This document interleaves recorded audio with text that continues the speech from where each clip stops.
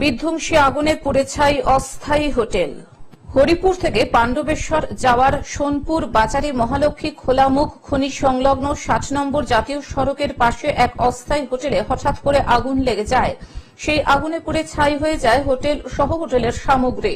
চলছে গ্রীষ্মের প্রখর দাবদাহ, তার মাঝেই সাত সকালে এক অস্থায়ী হোটেলে হঠাৎ করেই আগুন লেগে যাওয়ার ঘটনায় আতঙ্ক ছড়িয়েছে হোটেল চত্বরে। আগুনের রেশ এতটাই তীব্র ছিল যে জাতীয় সড়কের পাশাপাশি গাছপালা আগুনের শিখায় ঝলসে যায়। হোটেলের রাঁধুনি অভিজিৎ ঘোষ জানান, হোটেলের সামনে থাকা একটা খড়ের বোঝায় হঠাৎ আগুন লেগে যায়। তারপরে সেই আগুন নিমেষের মধ্যে ছড়িয়ে পড়ে গোটা হোটেল চত্বরে এবং সেই আগুনে পুড়ে ছারখার হয়ে যায় আস্ত হোটেল। ঘটনা প্রসঙ্গে জানা যায়, সেই সময় হোটেলে ৮ থেকে ৯ জন ব্যক্তি খাবার খাচ্ছিলেন। অল্পের জন্য রক্ষা পান তারা। নাস্তা করি, সকাল আসে আমার কাজ করি, সেটা আমি দেখছি সাইড থেকে আগুন জ্বলছে। বাঁচার বহুত চেষ্টা করলাম কিন্তু বাঁচাতে পারলাম না। সেই সময় হোটেলে কি লোকজন ছিল? হোটেলে বহুত ছিল, আমাদের লেবার ছিল বহুত।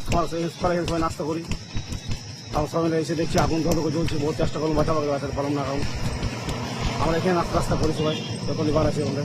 আপনার নাম? আমার নাম মনোজ বাবু। আপনি এখানে কাজ করেন? এখানে কাজ করি। কোথায় কাজ করেন?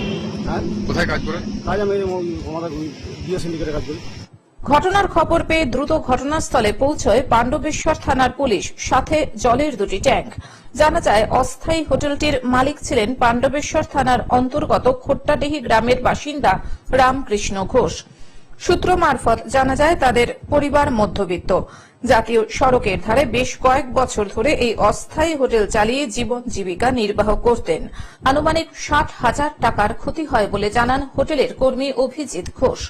রান্না করছিলাম এখান থেকে একটা খড়ের বোঝা ছিল, খড়ের বোঝাটা থেকে হঠাৎ করে আগুনটা একদম ডাইরেক্ট মধুন তেলে গেল, ওটা একদম সব পুড়ে গেল। সামাল লাই করতে পারলাম না। কি দোকান ছিল এটা? এটা তোমার হোটেল ছিল। মানে এখানে কারা কারা খাবার খেত? এখানে মাইন্স লোকের খাবার খেত তোমার, তারপরে এখানে পিছনে লাইন গাড়িটা রাখতো, এখানে প্ল্যান্টের লোকের খেত, সাইডিং এর লোকের খেত খাবার। এটা মোটামুটি কত টাকা ক্ষতি হলো আপনার? পাণ্ডবেশ্বর থেকে সুকান্ত বাগদির রিপোর্ট, গ্লোব নিউজ। এখন থেকে গ্লোব টিভি দেখুন আপনার স্মার্টফোনেও।